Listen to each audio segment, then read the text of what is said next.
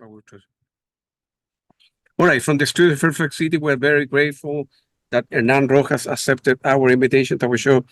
Hernan, welcome to my humble podcast. This is part two. And go ahead, man. And we are talking to Hernan about this great book, Get Tusked, the inside story of Fleetwood Mac, most anticipated out with Ken Caillat and Hernan Rojas. So how you doing, man? Very good. Down here in Puerto Varas, for the people that are listening, if they don't know where it is, Puerto Varas is 1,000 kilometers from Santiago to the south. It's the beginning of the Patagonia, volcanoes, lakes, beautiful landscape, forests, and the weather is always changing. So now it's sunny, but unfortunately for our Independence Day, they say it's going to rain.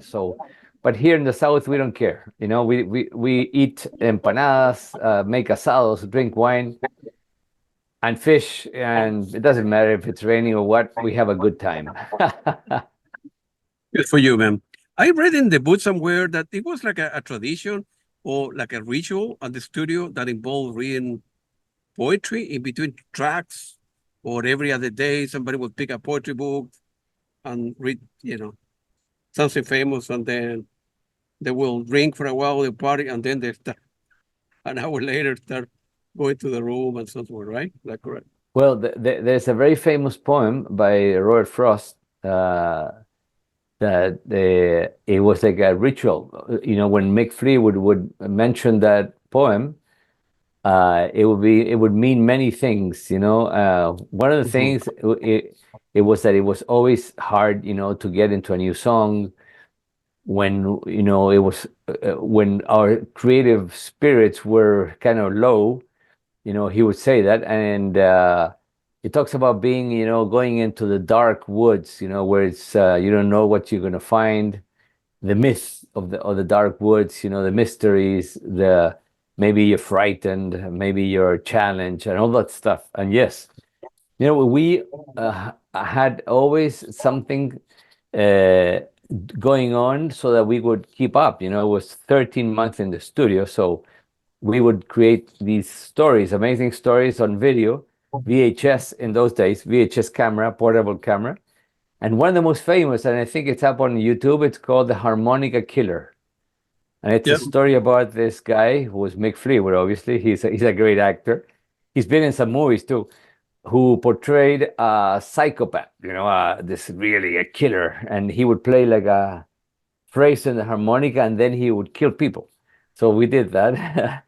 We also did the airplane that was falling down, and the control of the airplane was the console, and Stevie was the stewardess, Lindsay was one of the pilots, John was the other one, and we would use the extinguishers, to blow smoke in front of the camera. So those kind of effects.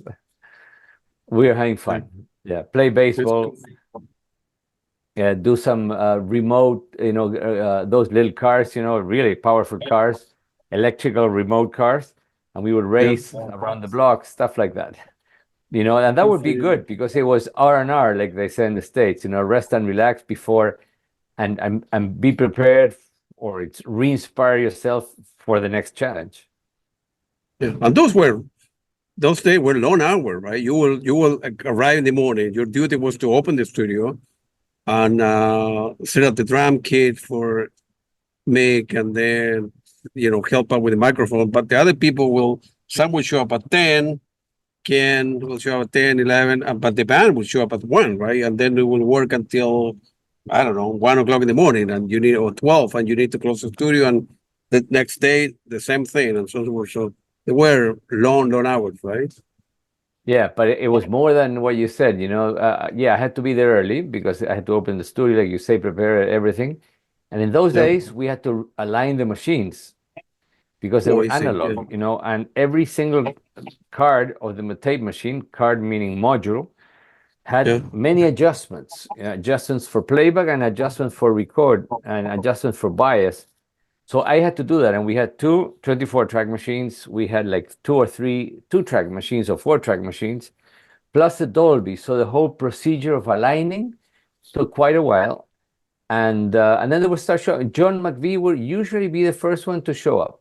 but there would be no one, so he would just sit around, read some books, talk a little bit. Normally Ken Caillat or Richard would show up, and eventually somebody from the band. But we would work. We were fortunate if we stopped at one. Normally we would continue till 4, 5, 6, sometimes 8 in the morning. And it was people were productive at the time after 1, Not 2 o'clock really. in the morning. Not really. Sometimes we would have the muse, the creative muse, the good energies flow in. But most of the time, at that point, we were just being repetitious. And obviously, there would be some help from some substances that would re-inspire. And beer and wine and Big Fleetwood used to like what beer? He like Heineken. Heineken, that what it was. They used to Yeah. bring the big kegs, right, to the studio. Yeah, we had one in the studio, always. The bar was complete, was full of all kinds of the best champagne, wine, rum, Yeah. tequila, whiskey, Scotch whiskey, etc. Yeah. No wonder that the album took that long and it was very, very expensive because everything was taken into consideration, not just the music and playing the stuff, but all the recreational stuff, as you put it. And in the book, it's mentioned that, of course, people know Rumours probably better than Tusk, and Rumours, end up selling a lot more records than Tusk. But in the book says a very important quote, right? That people listen to Rumours, but they talk about Tusk. Because I like both albums, to tell the truth. Yeah, of course, Rumor had more hits and stuff like that, but I after reading this book that you wrote with Ken, it has so many stories and the amount of work that go into an album and all the day to day, and it's an amazing, right? Feel free to elaborate on that, because you were not part of. You end up when you got the job. I think one of the first tasks was for you to mix some of the Rumor tracks, right? So I was a second engineer at Village Recorder, and I was vacationing, and the manager called me and said, "Hey, you have to cut short of your vacation, come back to Los Angeles." I was in Sausalito, at the other side of the bay in San Francisco. And he said, "You have to come back because the biggest band in the planet is coming to the studio to remix some of their singles. And you're the one that has to be there because you know that studio very well." Plus, we had new consoles in that studio, the famous Harrison boards that were one of the first consoles that had automated VCAs. You could automate the movement, not the movement itself, but what you were doing on the faders. So you could improve your mixes quite a lot more and don't go crazy trying to have 100 hands inside the console, right? Plus, it had parametric EQ, had many sends. And I had been working engineering some albums before Rumors, before the remix. So I knew that console very well, and they called me and I said, well, let me think about it. And then they called me again and said, "No, you have to come back." I said, "Okay." So, and that's, how things, in the world, serendipity, when circumstances align themselves and somehow you also, have some connection with that, and how it will change your life. It changed my life completely. Because I became also very close to them, to Richard and Ken, also eventually with the bands, with some members of the band. They would invite me to their houses. We would hang out, maybe Halloween, and all that stuff. So when they started thinking about the new album, they invited me. They invited me to join this new adventure that eventually was going to be in another studio. But then they realized that there was this huge space at Village that could, have enough square feet to really have a huge studio built in. And that's what happened. We built a studio that was the first one of its kind, of having many different acoustic spaces, having a lounge, having good bathrooms, etc. So that's how it all started. Yeah. How many? I think there was like a big when they say Studio A or Studio B, it was like a different floor, or were different big rooms within the same floor, if you will, or there were different floors when people talk about for someone who never been there, for like a Studio A versus Studio B or C, whatever. But the building itself was for a huge, 4-story building. Yeah. But the main studios A, B, and this one D were Yeah. in the main floor, and I got it. Yeah. there were other studios in the second floor, third floor. Now there's studios in the fourth floor, and yeah. And the album was done completely at Studio D, right? Correct? Yeah. Completely in Studio D, with the exception of recording the song Tusk, the overdubs of the marching band of USC. That was done at Dodger Stadium.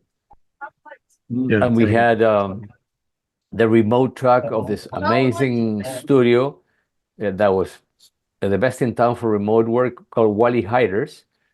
And with that truck and their people and a whole bunch of microphones, we recorded the overdubs, of the USC marching band. And an amazing story is that, well, the song Tusk itself was a riff that the band used to warm up before every show. And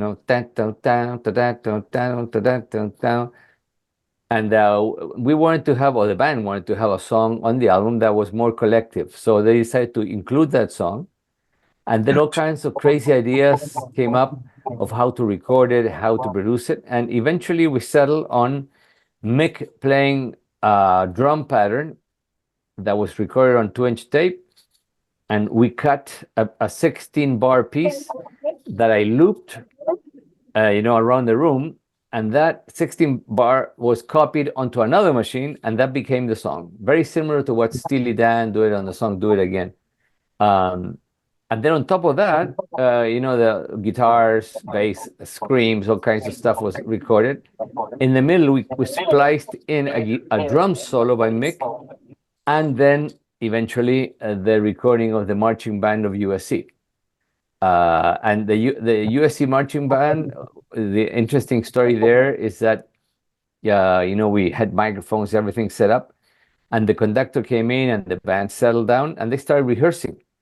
And they would listen through the headphones of the director, and a few of them had headphones, but they couldn't play on time because they were accustomed to march. They were a marching band.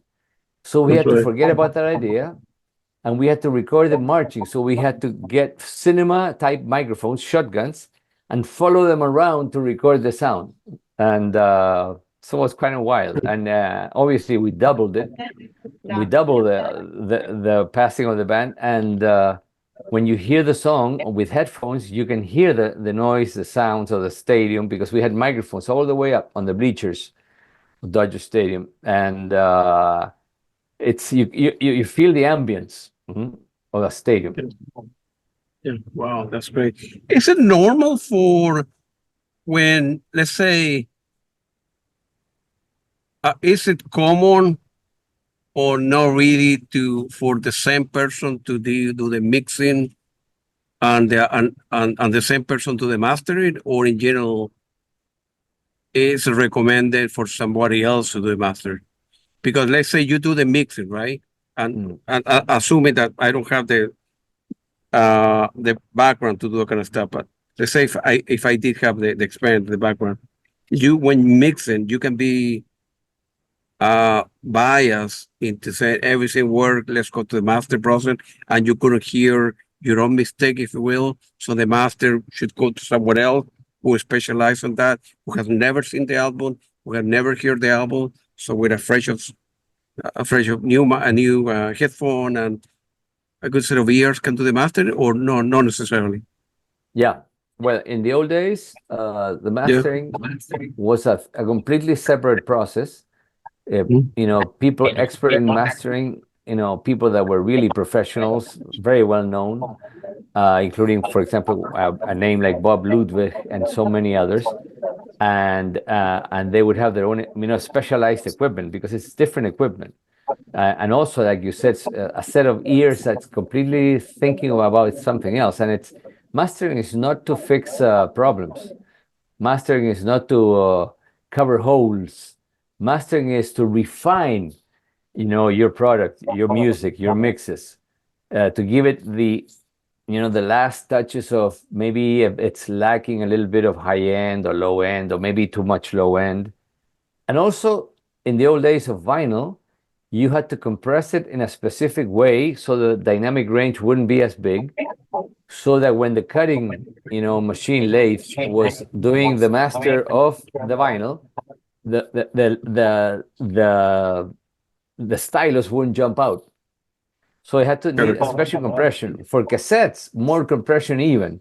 When the digital world came in, there was not so much compression, and etc. So these days, because anyone can master, I'm not saying that anyone can master good, but anyone can master with all these new tools, especially the ones that have artificial intelligence. And you can try it, but I'm not sure that it's going to be the best result, because it requires a good set of ears. Now, back to the mixing board and back to the recording.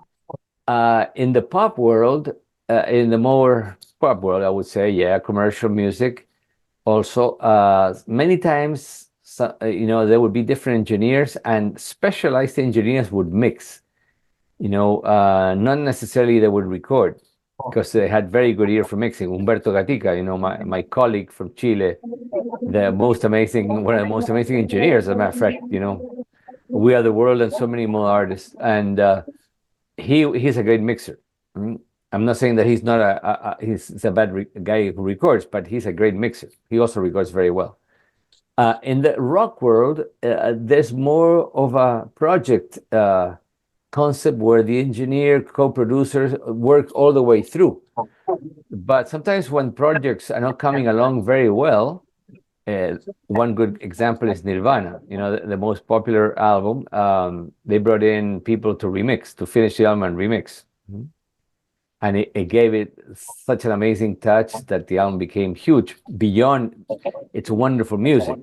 And Kurt Cobain used to comment that, oh yeah, it sounds great, but I'm not sure I like it, because he preferred it more raw, more in your face, than something more polished. So there's a huge range of abilities, decisions, musical decisions, aesthetic decisions, on why you would go one way or another. And sometimes you mentioned in the book that, for independent of this album, right? Sometimes a famous band will go to a studio to record an album, or finish it for 2-3 weeks or whatever, or a month. And sometimes they will bring their own engineer, right? So you will get to step aside, and they will do the work, because the band will prefer to use whatever Johnny, who had been working with them, and then you can have an opportunity to learn as well, right? Is that common as well for bands to No, bring their own people? the most common thing is that they were outside engineers. I was part of the inside engineers, because we were assistant engineers, so second engineers. Second So engineer. all the bands brought their own engineers, and Right. that didn't mean that assistant or second engineers didn't get to work more or less, depended on the engineer. Some see. engineers let you do more, some engineers let you do less. Right. The amazing thing is that, for us, young second engineers, we will learn so much with all these amazing engineers. And at Village Recorder, probably some of the most professional, high-level genius engineers would go there because of the studio. So I got to learn from a lot of them. Gotcha. What memories, if you remember the Christine's vocal on Brown Eyes, which is a beautiful track in my opinion. You have any memories of that particular track? Well, it's my favorite Christine song on the album. Yeah, absolutely. And also Honey High. I love that song. but also it's Yeah. one of my favorite songs in the album. Yeah. It's a beautiful, blues pop song.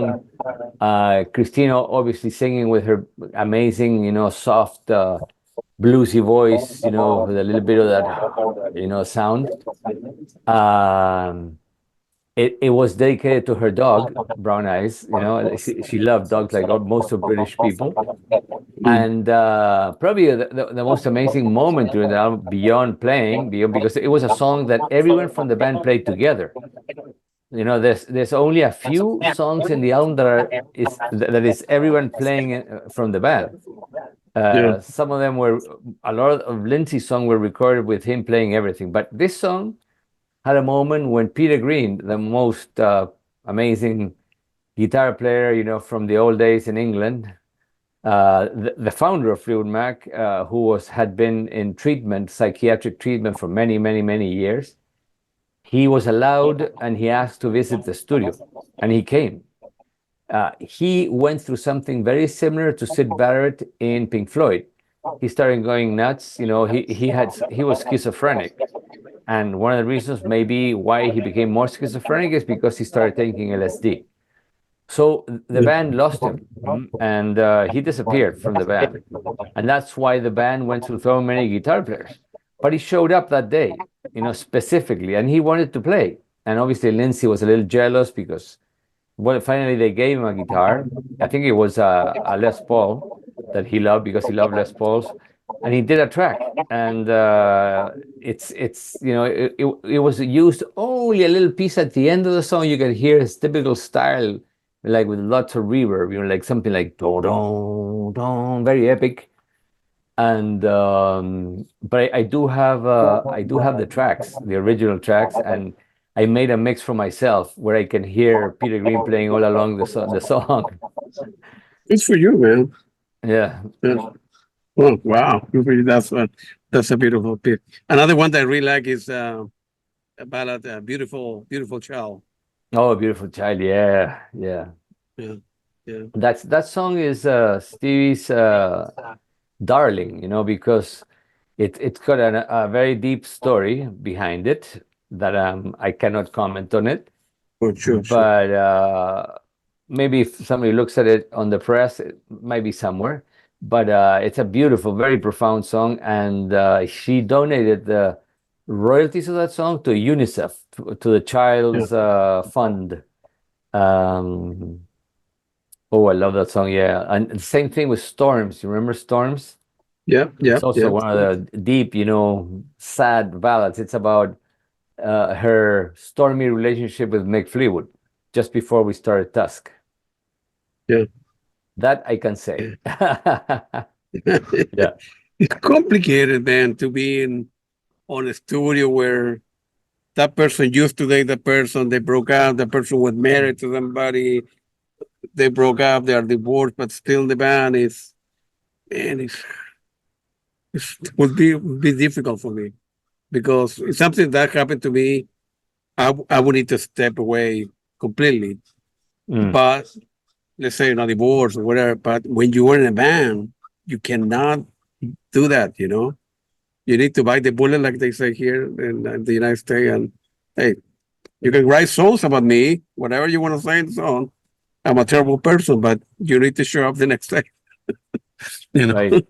Yeah, and most of the songs from Fleetwood Mac are based on these experiences that you're narrating. That's right. Yeah, yeah, yeah. A lot of them, It's like a movie or a soap opera. Yeah, absolutely. Yeah, soap opera, that would be the correct way to do it. Of course, I need to ask you about Stevie's song Sara, which is a masterpiece, and I think you guys did it like, I don't know, 20 track or 30 tracks or so on and so forth. And I think it used to be very long, right? And it was cut in half, and then, no, let's polish a little bit. It's 10 minutes, no, 8 minutes, no, let's do it 7 minutes. And of course, being that the lyrics need to reassemble. Well, that chorus, if we got in 2 minutes, it cannot be there, and rearrange stuff. And what memory do you have about that? Because that's one of the famous song of Fleetwood Mac.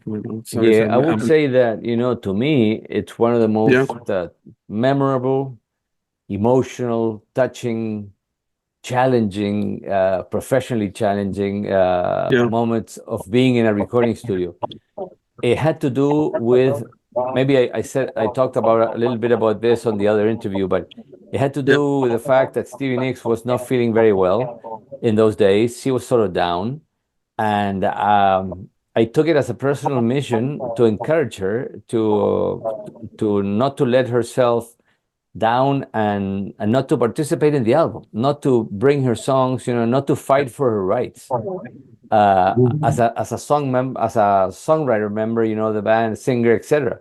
So eventually she started picking up her mood and she invited me to record all these demos on some day that we were not working. I think it was a Saturday or a Sunday. And that song was among the songs that she wanted to record.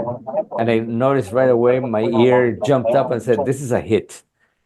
But the version, and this is, it happens to many songwriters, they just, record on tape ideas, not necessarily a finished song. So although it was pretty clear where the song was going, the original recording we did on 2-track, on 24-track, was like 20 minutes or 18 minutes.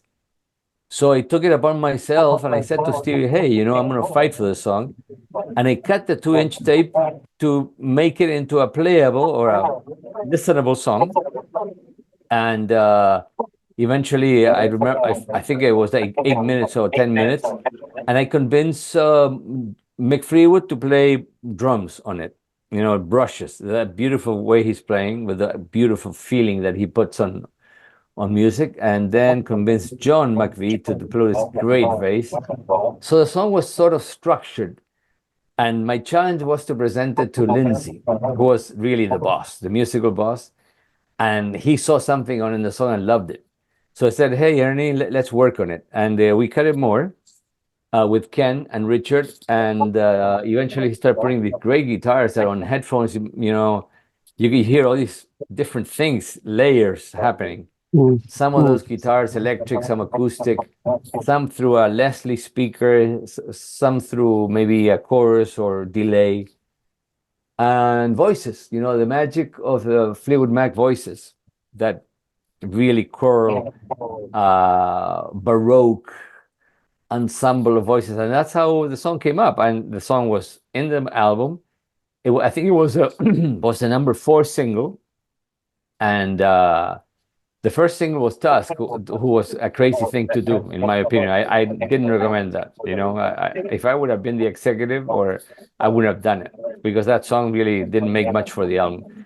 But Sara did, so that's how the album started. And I love that song. And Steve was so generous and so loving that she shared 50% of the songwriter's royalty with me until today. Really? And on the other hand, the fact that we worked together on that song, and then I started helping her on other songs, we got really close. We were bonding a lot. And eventually, and I had a couple in those days, an American girl who was my couple, but this thing became very powerful, and one day we connected and we started a romance. And it was secret. We spent a month hiding our romance because we didn't want Lindsay to know. Only Christine knew. Really? Yeah. Wow. Yeah. But in the book, and I think in the book you mentioned, if I remember correctly, I think they got a day when Lindsay knew about it. I think Richard talked, hey, by the way, I wanted to tell you something. And then I think Lindsay Buckingham set you aside, you were drinking a whiskey or a cup of coffee or whatever. And he said, well, I'm happy that it's you. I mean, if she dated someone else, I'm happy that she's going out with you, because in a way she looked up to her, right? So and he said that. That's a beautiful thing. Yeah, in the book. He said that. Very nice from him. Yeah, and in those days I was very close to him because he had decided to work his songs without Ken. and with Richard as a co-producer and with me as an engineer. So Really? I had become plus, I really shared his adventurous, production techniques, deconstructing of songs, all these things. I really shared it because I was much younger than the rest of the guys there and the girls. So it was a learning experience. Good for you. I think in the book you mentioned there were at some point there was some friction between Ken and Lindsay, right? Yeah, Buckingham and then he said, "No, I wanna." People, I think you mentioned they couldn't. I don't know if they couldn't pronounce your name, first name Hernan, but they call you Ernie and Hernando, Hernandez, Fernandez, Hernan. Ernesto. Yeah, and it became like a joke, and to me it reflected like this British colonial thing, of or in America too, in the old days when nobody could pronounce Latino names, so Latinos would change their name, and and instead of calling themselves Juan, they would call themselves John. So eventually it was Hernando, Fernandez, Ernesto. And eventually, after all, it was called Ernie. I mean, Ken called me Ernie. And now all my family calls me Ernie here in Chile. Really? Is that Yeah. right? Wow, good for you. Man. And since there were three singers on the band with Stevie, obviously, Lindsay and Christine, obviously the album needed to be a double album, but people sometime in the band, as you know, right? They're one main singer, right? Writing a lot of lyrics. Some people helping out in the background, doing backing vocals, right? But in this case, Yeah. the three persons, right? The Christine and Lindsay and Stevie Nicks, all of them write beautiful melody and they write the lyrics and they want to have their own songs and so forth. So it's very interesting dynamics in the studio to like you say, for example, the example that you gave about Stevie Nicks that Lindsey Buckingham was the boss, right? So like everybody was afraid or not, and Stevie Nicks, really, she's an unbelievable lady, but she needed to fight her way into the studio, her way into that particular song because people, Lindsay would say, no, I'm doing 80% of the record. That's my baby, and the other people need to find corners, like find you for you to fight. The way into a particular. That's how it was. And Ken was also doing something similar with Christine. Is that right? Yeah. Yeah.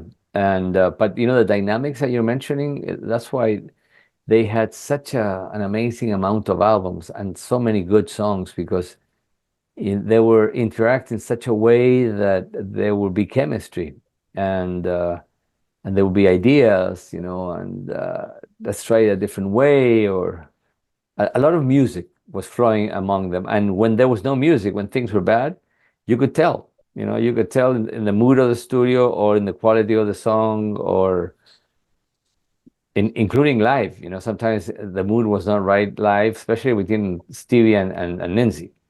And you could tell. Yeah, I got you. In the book, it was mentioned that I think a Warner brother had booked a 5-person film crew to spend like a month in the studio about making of the album or so. I imagine that was comfortable, right? Because in a studio you became part of the family, and you were 13 months there, and the morning and the evening, romance, drinks, drugs, and everything, and then have somebody else to film the stuff. I don't know. It was like an unpleasant experience, right? Because you needed to behave differently because they will create a film. That film is going to be produced. They're going to put somewhere, right? We didn't have Facebook or social media at the time or internet, so somebody will create a documentary and it will go into nowadays Netflix and so forth. YouTube didn't exist, so it would have been, imagine, uncomfortable because it's inviting the privacy, right, or the band? Not really, huh? Oh no, no, Not no. really, because they're artists, they're rock stars, and they love the lights. They love Really, it to they be like in front. attention. Yeah, but the first few days were maybe a little, not uncomfortable, but maybe distracted by all these. But it was one camera. It was I a see. celluloid, analog, Super Yeah. 16. This guy who had won some award for making documentaries for PBS, and a very small crew, and they knew where to be. They knew how to focus, and what to capture. So eventually they didn't interfere really, and there were a few moments that they would put the show for them. And also the band members were interviewed outside the studio for specific things. The studio capturing of scenes was to be like this French school of documentary, a movie called Cinéma Vérité, meaning real film, real documentary, where you were not trying to put a scene, set up lights or nothing. You would just capture what's there.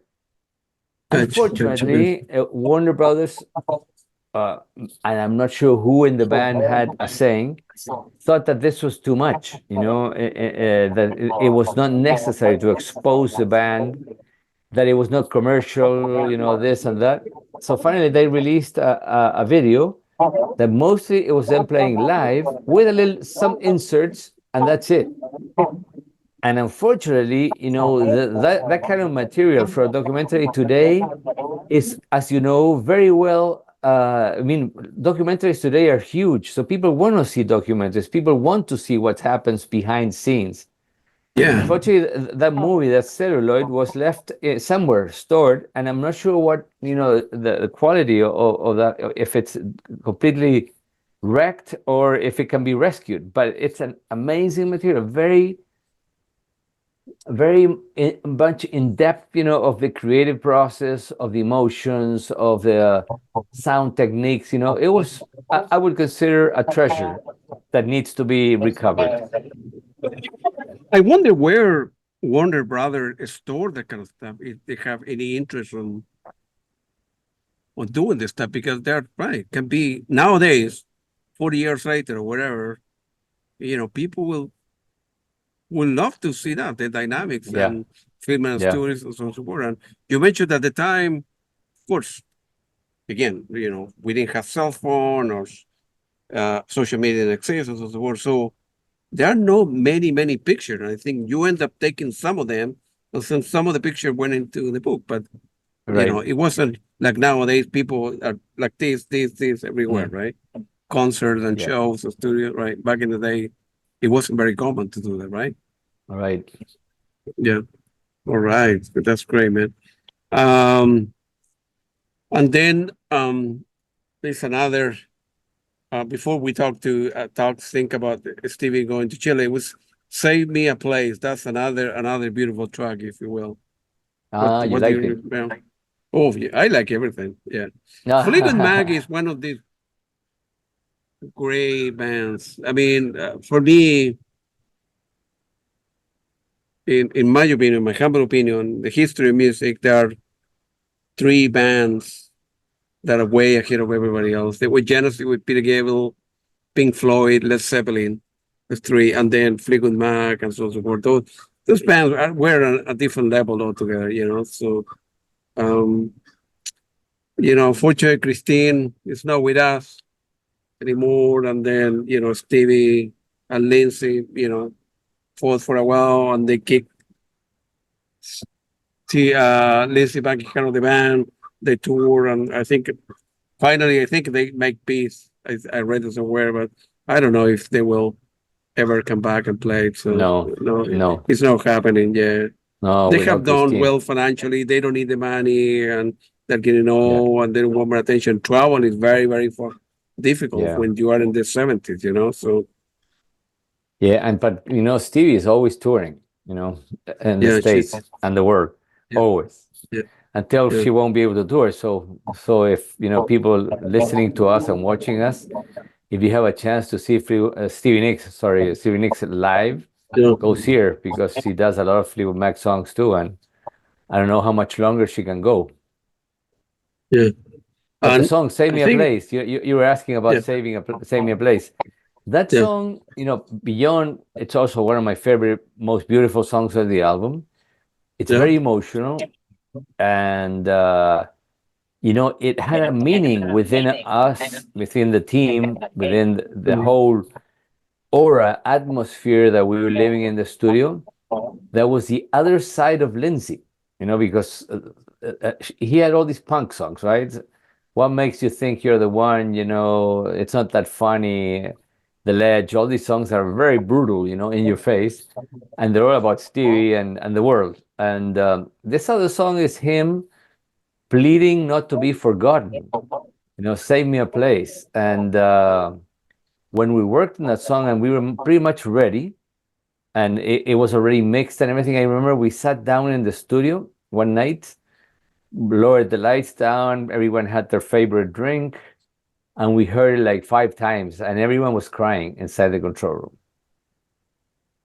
It was one of those moments that I really, treasure still.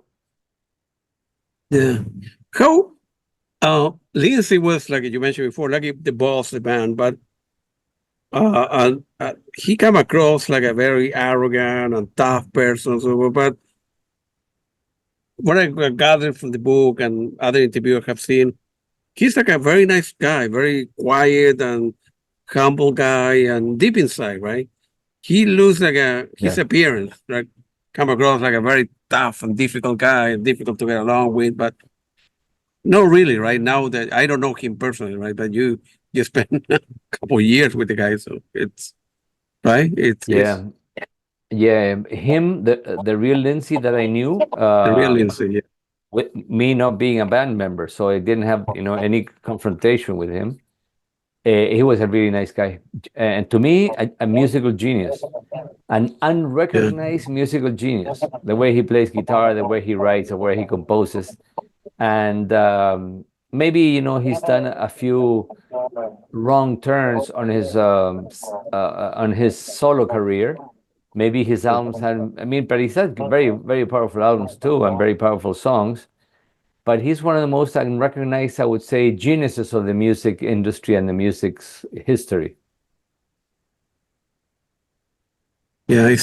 And also because in Fleetwood Mac, uh, all of them were unbelievable musicians, right? It is difficult for people from the outside recognize his gift, right? Usually, Right. let's say in a soccer team, right? If you have two, three Messis, if you will, at the same time, one will be under the shadow of the other two, right? Most of the time in band, you have one person who is the leader and take the direction of the album or the band. But in that case, all of them were world-class musicians, like Christine and Stevie and Big and Lizzie Buckingham and so on the world and so on the world. So it was that's probably one of the reasons that maybe, of course, everybody loves Fleetwood Mac. It's a great, great band, great musician, but uh, because they have so many leaders, right? Only one leader, but so many famous people that it's people don't recognize Lindsay as a genius in music, like you put it, right? Yeah. But you are right in the book that's well described. A little bit in general term. I don't mean to be intrusive, but your relationship with Stevie. So things were going well. You guys went up fully in love. Nobody knew about it, and then I think around Christmas, the band have like a 2 weeks off, and you say, "Hey, this is an opportunity to get to know the place where I come from. Let's take a trip," and you end up going to Chile, right? No, that was Where, one trip to Chile on huh? Christmas, and then when we finished the album, but that was without Stevie. That was before I connected with Stevie. I got it. Yeah, I connected with Stevie in April of the next year. yeah, There's April Fool's Day in the United States, right? Like in Spanish, the Innocent Day, that's in December. but Yeah. April Fool's Day is some day in April. I forget what day. In So April, right? yeah, Yeah, correct. Yeah. yeah. So we went to Chile after we finished the album. That was in finish at the end of. No, it was the beginning of September. Yeah, we went to and we spent time in the same day. You know, the 18th of September or the 16th of September, and we went to fondas. You know, the typical parties that are played folklore music and all that, and eating empanadas and dancing and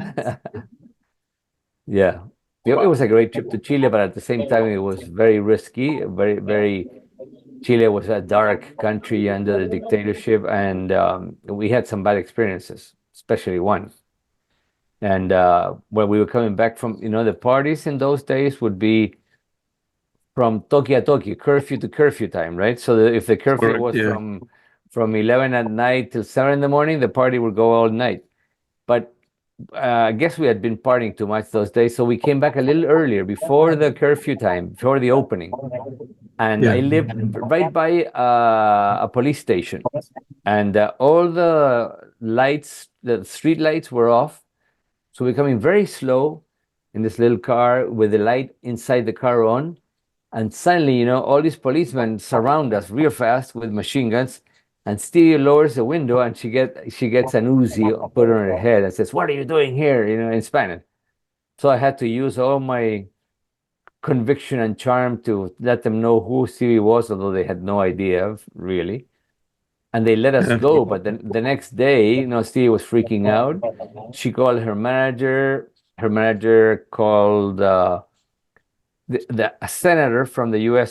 Senate, who was very close to Fleetwood Mac, from the Democratic Party. It was the Senate majority, I think, or the Democrat. Yeah, I forget. And he called the embassy in Chile, and the embassy called us, and they said, "Hey, we have to get you out of here. What's going on?" The funny thing is that, it's like, the people from the embassy acted as if they didn't know what was going on in Chile. Although we all Of know course. they knew well. Of course. Yeah.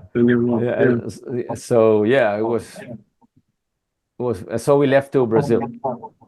Yeah. And she ended up stay with you, met your mom, and Yeah. feel free to mention who is Belladonna, right? Yeah. And I Yeah. think she ended up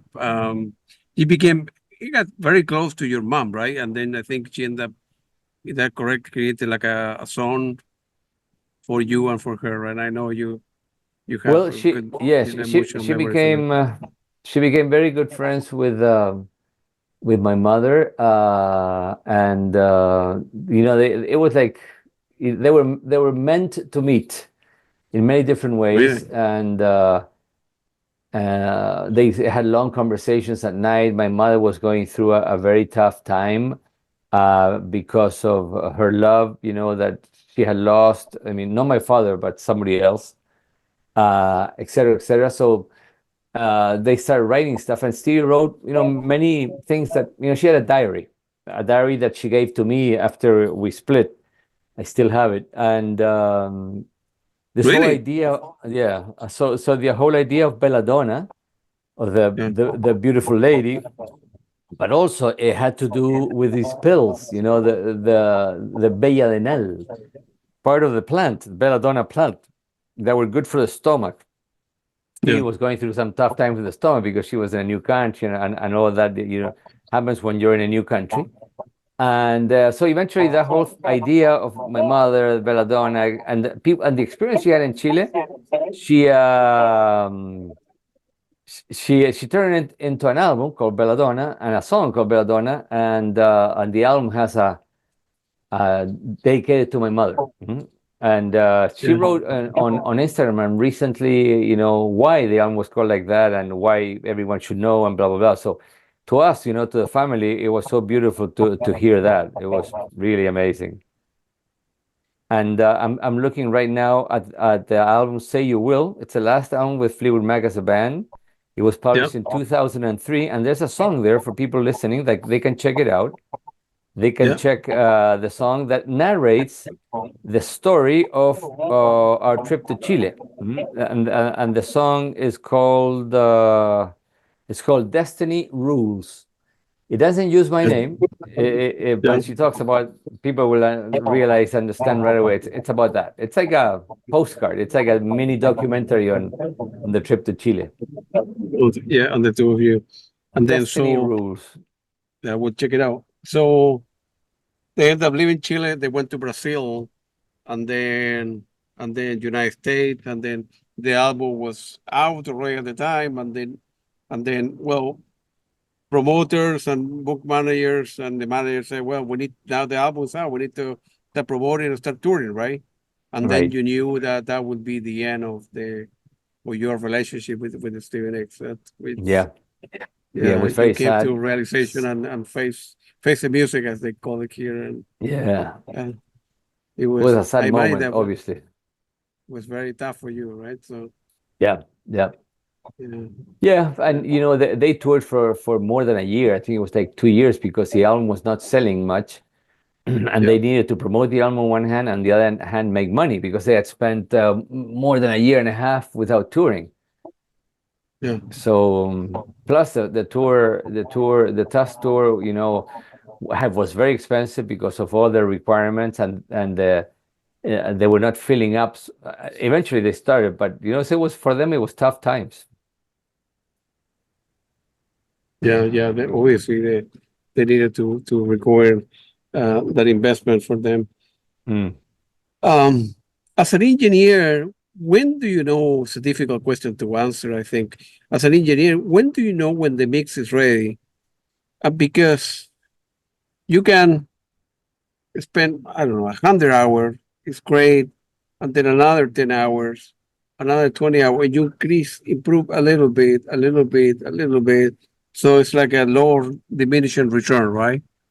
Right. Uh, when do you know it was up to you, or you and Ken and Richard to say, no, no, no, guys, we are done. You know, N- we, or it's up to No, Lindsay and the band. Lindsay mainly, and then the band. Right. Although Ken and Richard, as co-producers and engineers, had a saying, obviously. They could say yes, and I could say, I have my saying, but the ultimate. And usually, in those days, although it took a long time to mix, because we were so pressured and we already had taken so much time, that also played in our favor because we had to finish. So although some songs took a little bit longer, like Sara, because it had so many elements, and Tusk, it didn't become an insane thing to do, and spend days and days and days. Today, I listen to the album, and I say, hey, I would have loved to hear more of this, less of that, that kind of stuff. But you have to let go. It's like kids, when they grow up, you have to let go. And today with technology, and this is good for the young people working in the studios. With technology, you can go forever because you can fix and fix and fix and add things. Stevie, when she went into her own albums, solo albums, she started becoming like that. Not on the first album because she had a great producer, Tom Petty, and then Jimmy Iovine. But eventually, it took her a long time to do albums. Mm. Mm. Do you listen at home when you're not busy with work? Do you listen to all the stuff you have missed in the past? And like you say, man, I should have done this, I should have done that, and or you say, no, it's done. I don't want to think about that kind of stuff. Or No, I do. I do listen. you do? I do listen. I have my playlist, and obviously I listen to a lot of Fleetwood Mac and some other projects. But I would say the good thing today is that I feel more. I try to listen to the music because one of the things that ruins your musical experience is when you're working in the music business and you all the time, it's like people that work in movies, then they watch a movie, they cannot enjoy the movie because they're always thinking of the sound, of the color, the photography. And I used to, when I go to concerts, although that's heavier because I get very critical, and but I try not to do that. And the same thing when I used to work in Radio Futuro or Radio Sonar. I heard so many times the songs that I started hating some songs that I loved. Mm. Yeah, Yeah, it's like a chef, like yeah, somebody who own a restaurant, right? Going out with the wife and the kids to different restaurants. Man, we'll examine everything, man. The pasta wasn't cooked correctly. The plates are not that well. It took longer. right. Might be hard. That feel free to elaborate on your experience in radio. Are you still working radio nowadays, Not or really. no? Every Not every really. once in a while, I help a radio here. It's called no, sorry, Frecuencia Rock, 95.3 in Puerto Varas, and online. Yeah. Every once in a while I help, but no, I'm more dedicated to writing. You know, there will be a version of this book in Spanish. All right. Gotta mention the Uh, book. yeah, get Tusk in Amazon. You can find it. It's an amazing book. Yeah, It's a we have great book. You can like yeah. $25 or 20. It's a read, very easy to read. Great anecdotes, great pictures, so forth. And Ken is a very funny guy too. Yeah, yeah. Yeah, we had so much fun writing it, and we had fun together. I mean, Ken is really one of my best friends, good friends in the United States, and I would say overall, you know. Yeah. And the other thing that I'm doing now is beyond writing, because I have like 2 or 3 books that I started, you know, throwing ideas, and they all have to do with the music business or the characters, the you know, the creatures that sometimes you come across in the music industry. But we also, I first of all, and then together with other people now, all these years of working with music opened up this idea that music is much more important, is much more critical, much more fundamental to our existence than what we think. It's not only to have fun, you know, and it's not only to enjoy and dance and be sad. It's basically music for 200,000 years, you know, before we had a language, and that only happened, what, 15,000 years ago. Music, or the musical expression and the body, you know, like rah, was the only way to communicate, was the only way to, for example, if you're part of a clan or a cave family, how would you tell somebody or the group that you had to run away or that you had to collect water, you know? So it was all done through music. So by studying that and getting into research, and then eventually neuroscience, anthropology, etc., I created a methodology to work with companies and organizations on specific things like teamwork, leadership, innovation, culture, creativity, flexibility, collaboration, and work with really high-ranking companies, you know, banks, insurance companies, electrical companies, and I did very well. But eventually, by looking at what's happening in the educational world in Chile and the world too, I decided to shift to the vulnerable schools, and through other partners, now we work with vulnerable kids. Something very similar to what Steve Van Sant, you know, the guitar player from Bruce Springsteen, is doing in the States. You guys should check it out, Steve Van Sant and music and education. Very similar, and that gives me a lot of, you know, fills my heart to be able to help with that. Mm. Yeah, especially nowadays that we live in crazy time with, you know, many problems in Chile, but all over the world, you know, Yeah. Ukraine, Russia, Palestine, Israel, and this and that.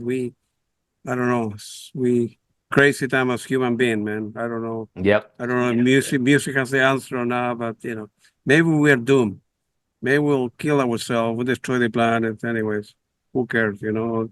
But on the other hand, music, film, poetry, and it's unbelievable, right? So Yeah, I prefer to think positive and think that, you know, spirituality and the music will help us and will eventually pull us out of this mess. I hope so, man. My understanding is you're working with, you're going back to what you love the most, and you're working with a couple of artists nowadays in Chile, right? Yeah. Yeah. Before, I would like to tell you, if you can put, the name down here. Yeah. Our organization is called rockalpatio.org. Yeah, I will do that. Yeah. So it's www.rockalpatio.org. O-R-G. Yeah. So that Yeah, people I can will check do out that. what we do. It will help us. And yeah, and I'm working with an artist now.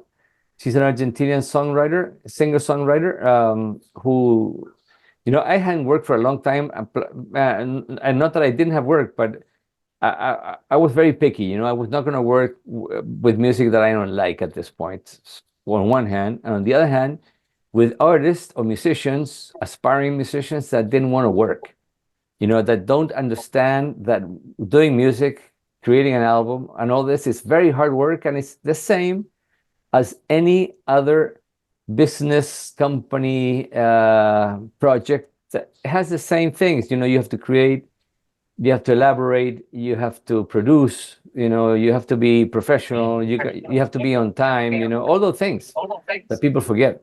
So if people were not willing to do that, I was not willing to work with them, basically. Absolutely. Yeah. You have your own studio at home, or you rent them? At home, I have a little studio. Of Pro Tools, Universal Audio, some microphones, Warm Audio, Rhodes, AKG, etc.